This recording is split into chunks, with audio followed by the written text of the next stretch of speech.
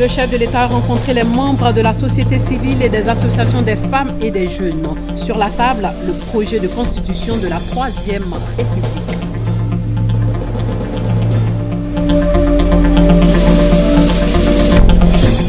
Dominique Ouattara milite en faveur de l'élimination de la transmission mère-enfant du VIH et la promotion du traitement pédiatrique aux assemblées de l'ONU-SIDA. La première dame sollicite le développement des programmes garantissant l'égalité de l'accès aux traitements antirétroviraux entre les pays du Nord et ceux du Sud. C'est à Bruxelles, en Belgique, que la grande réunion de l'opposition congolaise a démarré hier. L'opposant historique de Joseph Kabila a lancé la conférence en 2016.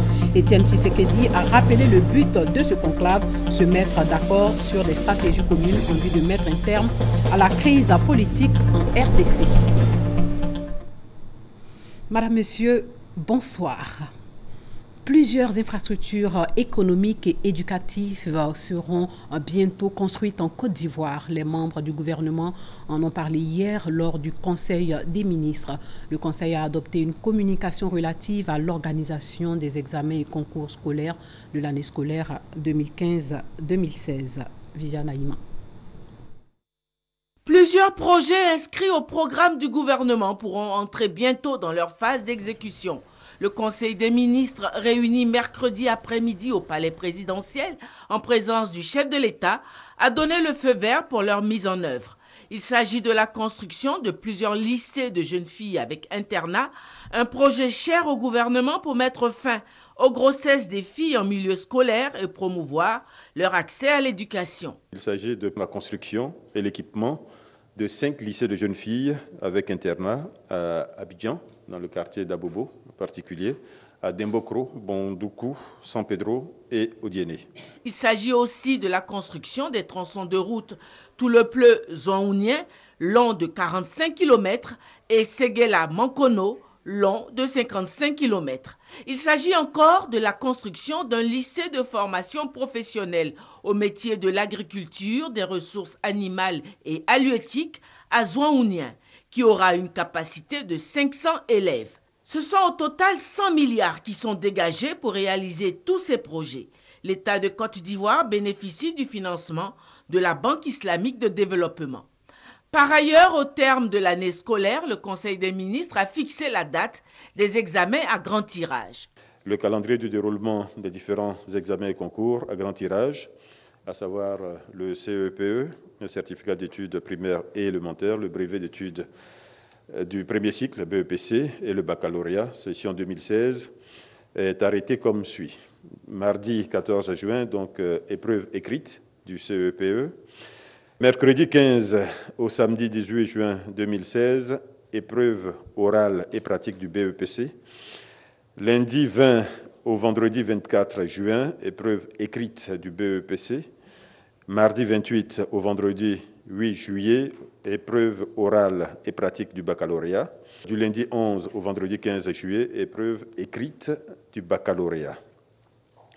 Donc la fin de la session est prévue le vendredi 29 juillet 2016 avec la proclamation des résultats du baccalauréat sur toute l'étendue du territoire national. Un phénomène social que le gouvernement veut traiter certes par la répression, mais également par la resocialisation. C'est le phénomène des microbes, ces enfants de la rue qui s'adonnent à des actes d'agression et de vol. Le gouvernement a décidé de financer un projet d'insertion de ces jeunes délinquants. Ce projet permettra de donner une formation qualifiante à ces jeunes, d'accompagner leur insertion professionnelle à travers la formation civique et citoyenne et permettre leur inclusion dans la société. L'opération se déroulera dans les centres de formation civique et citoyenne de Guiglo et de Sassandra pour une cible de jeunes estimée à environ 300. En outre, toujours dans le souci de promouvoir l'emploi des jeunes, le gouvernement a décidé la création d'un répertoire des compétences jeunes qui sera une base de données sur les compétences des jeunes. De ce fait, tous les jeunes Ivoiriens sont invités à s'y inscrire. Le président Ouattara continue ses consultations dans le cadre de la mise en place d'une nouvelle constitution. Alassane Ouattara a échangé avec la société civile et des associations de femmes et de jeunes. Jérôme Kofi Aboulin nous parle des grandes orientations du projet de constitution de la Troisième République donné par le chef de l'État. Troisième groupe à être reçu par le président de la République, Alassane Ouattara, en l'espace de 3 jours dans le cadre des consultations sur le projet de la nouvelle constitution ivoirienne. Groupe composé des membres de la société civile et des associations des femmes et des jeunes. Cette rencontre d'envergure est une fois de plus l'occasion pour le chef de l'État de donner à ses hôtes du jour, comme lors des rencontres précédentes, les grandes orientations de la Constitution de la Troisième République. J'ai engagé une série de consultations ces derniers jours pour la mise en place de la Constitution de la Troisième République. Et j'ai rencontré effectivement le mardi dernier les partis politiques d'opposition. Hier, j'ai pu rencontrer les chefs religieux et la Chambre nationale des rois et chefs coutumiers. Et aujourd'hui, j'ai le grand plaisir de rencontrer la société civile, y compris les associations de jeunes et de femmes. Je suis donc heureux de vous voir et d'échanger avec vous et vous donner les grandes orientations de la nouvelle constitution que je propose de soumettre à référendum, j'espère avant la fin de l'année, si possible en septembre-octobre. Comme vous le savez, les élections législatives doivent avoir lieu en novembre-décembre. Et ces recommandations que je suis en train de recueillir, et ceci me permettra de verser au fur et à mesure les points de vue, les recommandations, les suggestions au comité d'experts que j'ai mis en place le 31 mai dernier, qui est présidé par le président Ouraga Obou, qui a été le président de la sous-commission Constitution à l'occasion des discussions du comité consultatif constitutionnel et électoral qui a élaboré la Constitution de 2000. Après toutes ces étapes, nous pourrons donner un projet donc du gouvernement, après approbation du Conseil des ministres, à l'Assemblée nationale, qui bien évidemment aura examiné ce texte. Et c'est après tout cela que le référendum pourrait avoir lieu. Des échanges dans une ambiance de convivialité sans faille. Ils vont se poursuivre la semaine prochaine avec notamment le rendez-vous pris par le président de la République, Alassane Ouattara, pour recevoir dans le même cadre les membres du RHDP, entendez Rassemblement des oufouettistes pour la démocratie et la paix. Cette rencontre a permis à la société civile de donner son point de vue sur la démarche du président Ouattara. Écoutons quelques membres de la société civile. Le président nous a proposé d'abord la séparation des pouvoirs, législatif, exécutif, judiciaire, ce à quoi la poésie adhère complètement. Il nous a proposé un dialogue démocratique, une vraie réconciliation et la société civile a répondu comme un seul homme. Nous adhérons. Le président de la République, en consultant tous les Ivoiriens, veut mettre une constitution qui va contribuer à une paix durable, qui est facteur de développement. C'est une initiative qui est louable parce qu'il y a une prise en compte du citoyen qui est au cœur du débat. C'est ça qui est important, ça fait donc un débat démocratique inclusif, participation de toutes les couches de la société dans ce débat. Le président a voulu, dans cette constitution, innover. La première innovation, c'est la vice-présidence. La deuxième innovation, c'est surtout faire en sorte que nous n'ayons plus de crise au niveau de l'État. Et ce que nous avons constaté, nous sommes heureux en tant que société civile, c'est la limitation du mandat. Nous pensons que c'est ça essentiel pour permettre à ce que nos jeunes démocraties puissent se clore. Au niveau de la jeunesse, aujourd'hui, il sera possible dans cette constitution d'être candidat à 35 ans. Cela montre la volonté du président de mettre la jeunesse au centre de toutes ses activités, au centre de toutes ses réflexions. Les rois et chefs traditionnels avaient été reçus hier par le chef de l'État pour justement parler de l'élaboration de la nouvelle constitution. Les têtes couronnées avaient émis leur avis en ce qui concerne ce sujet. Un avis qui n'a pas été bien compris selon leur président. Il a donc fait une mise au point au micro de Hamza Diaby. Nous avons dit que nous pensons que 2 mandats successifs seraient certainement acceptables.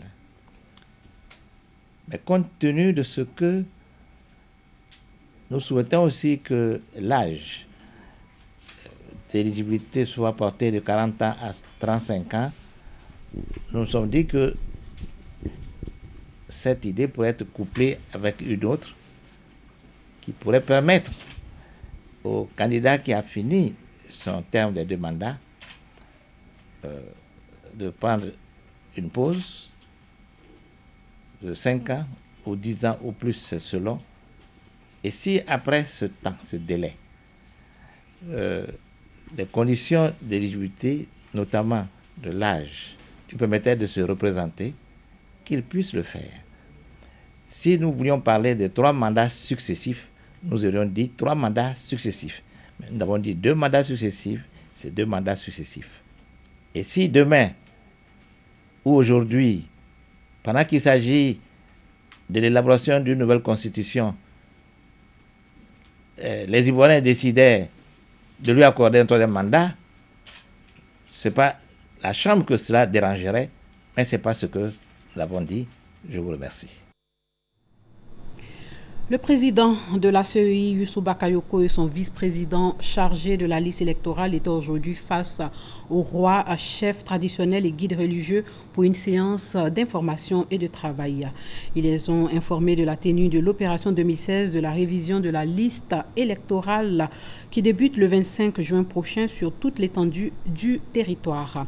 1037 guichets d'enrôlement seront ouverts et les nouveaux requérants ou personnes ne s'étant pas encore fait inscrire et les personnes ayant changé de domicile ou de patronyme sont concernées par cette opération.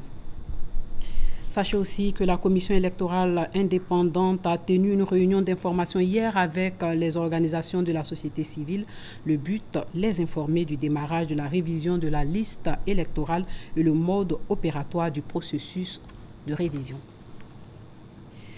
La première dame Dominique Ouattara demande l'engagement de chacun en vue de l'élimination de la transmission mère-enfant du VIH-Sida et la promotion du traitement pédiatrique. Elle en a parlé à la tribune de l'ONU. Dominique Ouattara entend réduire l'écart en matière d'accès aux traitements antirétroviraux entre les pays du Nord et ceux du Sud. Abiba Dambélé Saoué est à New York. La première dame de Côte d'Ivoire, Dominique Ouattara, a appelé à fédérer toutes les énergies pour lutter contre la pandémie du VIH ce mercredi 8 juin à la tribune des Nations Unies à New York. L'ambassadeur spécial de l'ONU-SIDA pour l'élimination de la transmission mère-enfant et pour la promotion du traitement pédiatrique s'est exprimé du haut de la tribune des Nations Unies devant le secrétaire général de l'ONU Ban Ki-moon et les dirigeants du monde entier. Dominique Ouattara a saisi cette opportunité pour lancer un appel à accélérer les mesures de lutte pour la prise en charge des malades du sida, notamment par la mobilisation des ressources. La première dame a réaffirmé l'engagement du gouvernement ivoirien avec l'aide des partenaires, engagement qui a permis d'enregistrer des progrès notables en Côte d'Ivoire. Il s'agit d'une situation inacceptable qui exige un important investissement en vue d'atteindre l'objectif de l'élimination du sida d'ici à 2030. Monsieur le Président, je voudrais à présent rappeler le fort engagement de mon pays, la Côte d'Ivoire, et en particulier celui du président Alassane Ouattara, qui a permis d'obtenir des progrès notables dans la lutte contre la pandémie du sida en Côte d'Ivoire. Et c'est à cet effet qu'il a déclaré, et je cite, « Nous devrons aller plus vite sur la question du traitement en Côte d'Ivoire en faisant en sorte que les autres 50% qui ne sont pas encore sous traitement puissent y avoir accès. Pour cela, j'ai décidé d'octroyer des ressources additionnelles. Je souhaiterais que la pérennisation des acquis soit une réalité dans notre pays et dans la sous-région en réduisant considérablement notre dépendance financière vis-à-vis de l'extérieur et en permettant à l'Afrique de produire son médicament. Notre pays a déjà enregistré des progrès importants en matière de lutte contre le sida, même s'il reste encore beaucoup à faire. En effet, les nouvelles infections à VIH ont diminué de plus de 50%, passant de 52 000 en 2000 à 25 000 en 2014. Pour ce qui est de l'accès au traitement, plus de 150 000 personnes vivant avec le VIH sont sous antirétroviraux. Le pourcentage de femmes enceintes séropositifs qui reçoivent des antirétroviraux a fait un bond significatif, passant de 46% en 2012 à 80% en 2014. En matière de lutte contre la stigmatisation et la discrimination, la Côte d'Ivoire a adopté une loi spécifique pour la protection des personnes vivant avec le VIH-Sida. Pour clore ses propos, Dominique Ouattara a appelé à la mobilisation générale pour combler le fossé pédiatrique du traitement du VIH en facilitant un accès équitable au traitement antirétroviral. En ce qui me concerne, j'en appelle à la construction d'un partenariat mondial fort en vue de mettre en œuvre des actions coordonnées et en synergie pour qu'au cours des prochaines années, nous puissions venir à bout de l'épidémie du sida.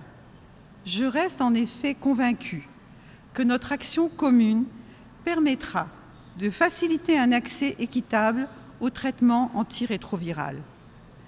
Cette étape est vitale pour combler le fossé pédiatrique du traitement du VIH et constitue un des piliers de l'objectif de l'ONU-SIDA, à savoir 90% d'enfants dépistés, 90% d'enfants sous traitement, 90% de charges virales supprimées.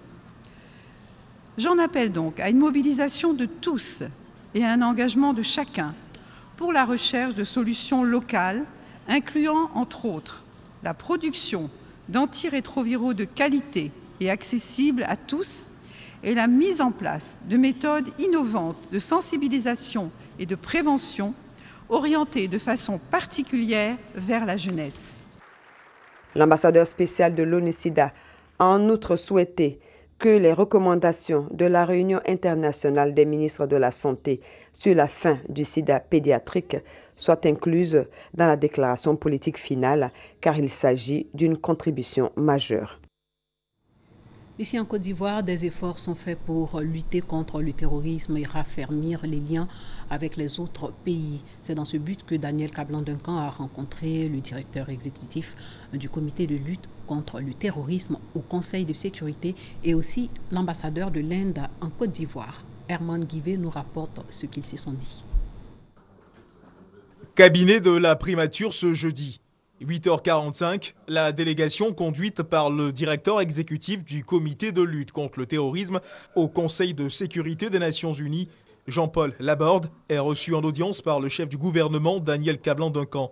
Au menu de leurs échanges, la lutte contre le terrorisme dans la sous-région, mais aussi l'expression du soutien et du réconfort de l'institution qu'il dirige à la Côte d'Ivoire suite à l'attaque terroriste qui a touché la ville de Grand-Bassam le 13 mars dernier. On voulait, au niveau du comité contre le terrorisme du Conseil de sécurité, apporter à la Côte d'Ivoire la nécessaire vision et la nécessaire évaluation internationale des capacités de la Côte d'Ivoire qui doivent être prises en compte pour lutter contre le terrorisme tant au niveau régional qu'international.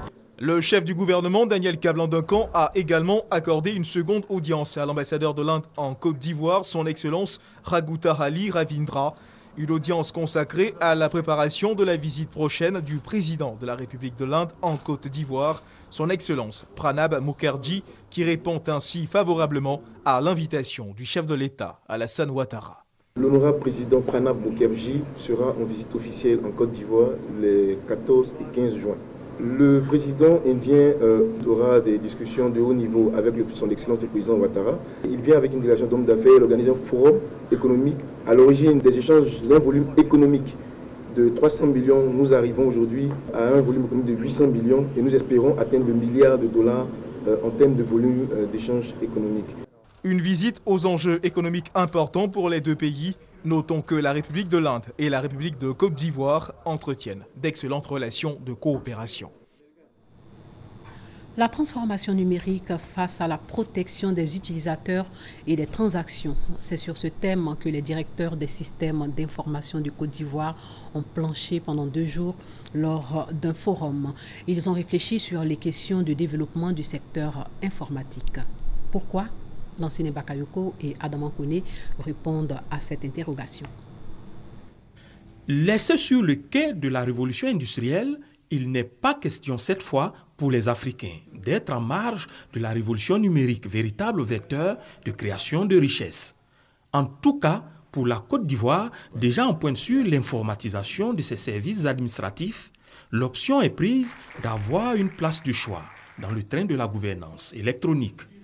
Le numérique doit devenir un élément central de la stratégie de toute entreprise qui veut développer sa production, qui veut développer son marché, qui veut développer ses performances. Mais comme pour toute révolution, la négociation du virage peut être dangereuse pour les Africains. Au regard des cybercriminels et des mauvaises pratiques qui dérèglent l'activité informatique, énorme réservoir de ressources financières et stratégiques. À titre d'exemple, les transferts d'argent par téléphone dépassent aujourd'hui la barre des 8 milliards de francs CFA par jour en Côte d'Ivoire. D'où l'urgence de disposer d'instruments efficaces de protection des utilisateurs chaque jour confrontés à ces bandits d'un autre genre. C'est extrêmement important parce que l'entreprise ne peut plus se permettre, comme par le passé aujourd'hui, à un moment, même pour une seconde, d'être interrompue. Nous n'avons pas d'autre choix que de construire autour de nous un environnement qui rassure, un environnement qui protège. Ce forum meublé de panels de haut niveau, d'ateliers et d'une exposition a vu la participation de plus de 500 experts nationaux et internationaux. L'artisanat africain fait face à de nombreuses difficultés. Pour élaborer de nouveaux dispositifs pour la promotion de l'artisanat, les experts de 26 pays africains, membres du comité de coordination pour le développement et la promotion de l'artisanat, se sont concertés. Le reportage de Mamadou Kwasi.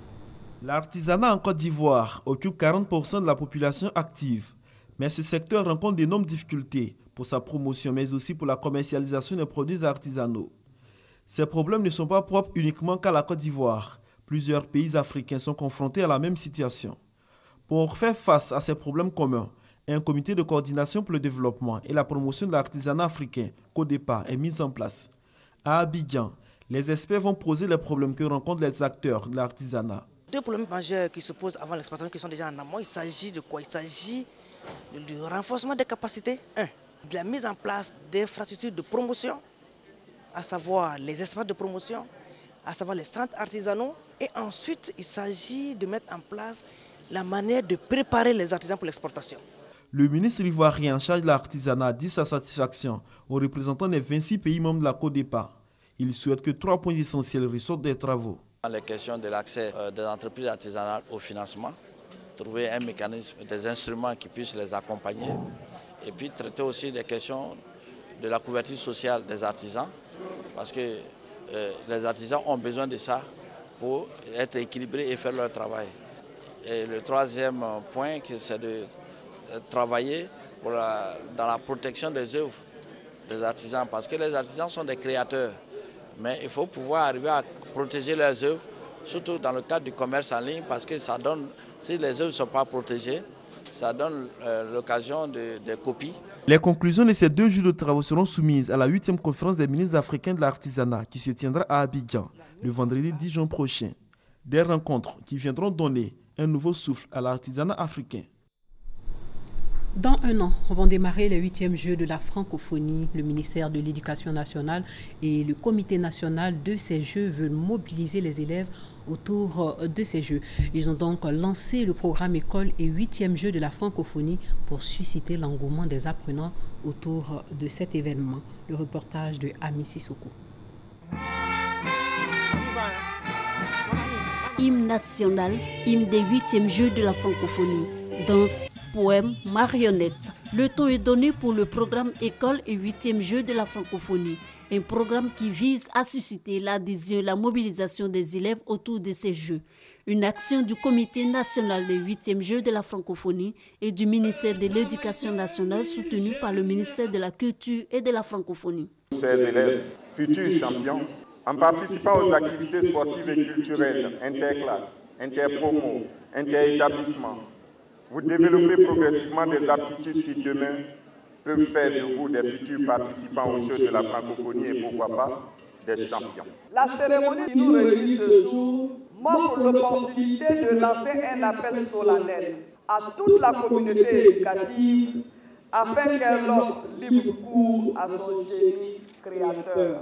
J'engage tout le ministère de l'Éducation nationale dans la mise en œuvre du programme École et Francophonie. Le programme École et 8e Jeux de la francophonie, c'est la mise en place de clubs de francophonie, de concours culturels, de jeux éducatifs, d'expositions de peinture et bien d'autres dans les établissements scolaires. Afin que les élèves glanent de nombreux trophées à ces jeux, l'encadrement de la communauté éducative s'avère nécessaire. Alors, la ministre Kandia Camara remet des lettres de mission aux structures sous tutelle. Nous ne pouvons pas laisser nos enfants aller sur le terrain sans les accompagner. Donc il faut que derrière chaque enfant, les parents eux-mêmes s'impliquent. Nous avons l'habitude de l'animation sportive et culturelle. Donc nous allons élaborer avec les collègues un plan d'action qui va permettre donc d'organiser des activités dans toutes les écoles de Côte d'Ivoire. La 8e édition des Jeux de la francophonie aura lieu du 21 au 30 juillet 2017 à Abidjan avec la participation de 80 pays. Ces Jeux regrouperont 4000 jeunes autour de 22 épreuves sportives, culturelles, création numérique et développement durable. Sachez que 17 personnes ont été blessées aujourd'hui lors d'un accident de la circulation dans la commune du Plateau. L'accident a été causé par un mauvais dépassement effectué par un véhicule de transport en commun communément appelé Baka. Le chauffeur du véhicule aurait pris la fuite. La grande réunion de l'opposition congolaise a commencé hier soir à Bruxelles. Etienne Tshisekedi, le président de l'UDPS et opposant historique à Joseph Kabila, a officiellement lancé ce qu'il appelle la conférence 2016. Il s'est exprimé devant environ 80 représentants de l'opposition, de la diaspora et de la société civile. Se mettre d'accord sur des stratégies communes afin d'ouvrir la voie à des élections en République démocratique du Congo d'ici la fin de l'année, mais aussi aplanir les divergences au sein même de l'opposition. Ce sont là les points saillants de ce conclave de Bruxelles qui réunit des exilés politiques, des membres de la société civile et des groupes politiques tels que l'UDPS d'Etienne Tshisekedi, le G7 de Moïse Katumbi est décidé depuis ce mercredi. Objectif possible à en croire Martin Fayoulou, ténor de l'opposition. Nous voulons que l'opposition congolaise sorte d'ici plus unie. Et nous pouvons le faire. Nous l'avons fait à la conférence nationale souveraine et nous pouvons le faire aujourd'hui ici et c'est pour l'intérêt de la population congolaise. Les travaux de ce conclave doivent s'achever ce jeudi sans toutefois avoir enregistré la participation de Moïse Katumbi, membre influent de l'opposition. Malgré son absence pour des raisons de santé, l'ombre de ce dernier a plané sur le conclave car les spéculations vont bon train sur un éventuel financement de sa part. Pendant ce temps, la situation reste toujours tendue dans le pays après les manifestations du 26 mai dernier qui ont été réprimées par la police. La grande famille de la boxe africaine est en assemblée générale extraordinaire depuis ce matin à Grand Bassam. L'accent sera mis sur l'amélioration des performances des boxeurs africains et 54 pays africains prennent part à cette rencontre. Une icône de la boxe sera inhumée demain à Louisville, dans le Kentucky. On prépare les obsèques de Mohamed Ali. Aujourd'hui, une prière a été dite dans la salle où il a combattu pour la première fois. Demain, toute la ville est conviée à la cérémonie des funérailles. Salimata Dia, Sylvie Touré. Le musée culturel de Louisville, devenu véritable lieu de pèlerinage depuis le décès de la mégastar de la boxe américaine Mohamed Ali. Gerbes de fleurs, bougies, œuvres d'art, déposées à la mémoire de l'enfant du pays, décédé vendredi dernier à l'âge de 74 ans. Accablé par la maladie de Parkinson, la ville natale du champion poids lourd depuis longtemps se préparait à sa disparition. Une préparation qui a dû subir des modifications face à l'affluence de milliers de fans annoncée depuis quelques jours. Prières musulmanes, processions funéraires, cérémonies solennelles marqueront cet hommage. Des files d'attente, des rassemblements pour obtenir son billet d'entrée. Personne ne veut manquer cet adieu à la légende du ring. Célébrités, chefs d'État annoncés, notamment le président turc Recep Tayyip Erdogan. Bill Clinton, l'ex-président américain, prononcera une partie de l'éloge. 2000 demandes d'accréditation de médias internationaux. La sécurité de cette cérémonie funéraire sera assurée par les services secrets. C'est l'acteur Will Smith et l'ancien champion du monde de boxe Lennox Lewis qui porteront avec 6 autres personnes le cercueil de celui qui est né dans l'anonymat à Louisville et qui, par la force de ses poings, est entré dans le livre des légendes de la boxe américaine. Le président des États-Unis, Barack Obama, a annoncé aujourd'hui qu'il soutenait Hillary Clinton dans la course à la Maison-Blanche. Il l'a dit peu après sa rencontre avec l'autre candidat démocrate, le sénateur du Vermont, Bernie Sanders. Et puis l'Euro de football 2016 a lieu du 10 juin au 10 juillet en France. Le premier match de l'Euro 2016 se jouera donc demain avec la France et la Roumanie avec 4 stades flambant neufs. La France s'est donné les moyens. C'est le stade de France Saint-Denis qui accueillera le match d'ouverture et la finale. Voilà, c'est tout pour ce soir. Merci de nous avoir suivis. Portez-vous bien.